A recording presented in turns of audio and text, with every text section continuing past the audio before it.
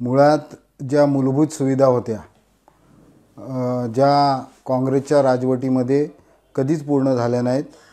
सातत्यानं काँग्रेसची दिल्लीपासून गल्लीपर्यंत सत्ता होती, परंतु त्या सत्तेमध्ये ना धड गावाचा प्रश्न सुटले, ना पाण्याचा प्रश्न सुटला, ना रस्त्याचा प्रश्न सुटला, ना शिक्षणाचा प्रश्न सुटला, ना विजेचा प्रश्न सुटला। ह्या मूलभूत सुविधा खऱ्या अर्थानं स्वातंत्र्याला 70 वर्ष झाल्यानंतर सुद्धा अनुत्तरित राहिल्या आणि त्या सोडवण्याला प्राधान्य आपल्या आमदार साहेबांनी दिलं।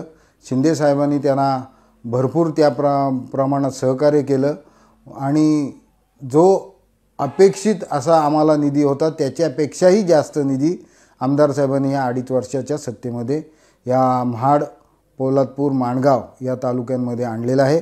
आज तुम्ही कुठल्याही गावामध्ये जा, रस्ता झालेला आहे, पाणी नळ योजना झालेली आहे, मंदिराचं काम झालेलं आहे, सभागृहाचं काम झालेलं आहे, शाळागृहाचं काम झालेलं आहे, अंगणवाडीचं काम झालेलं आहे।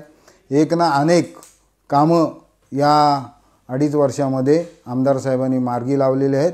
त्यामुळे जो काय मूलभूत सुविधा ज्या झालेल्या नव्हत्या त्या पार पडलेल्या आहेत आणि त्यामुळं सर्वांगीण विकासाचा जो काय बॅकलॉग होता तो या 2.5 वर्षात आमदार साहेबांनी भरून काढलेला आहे।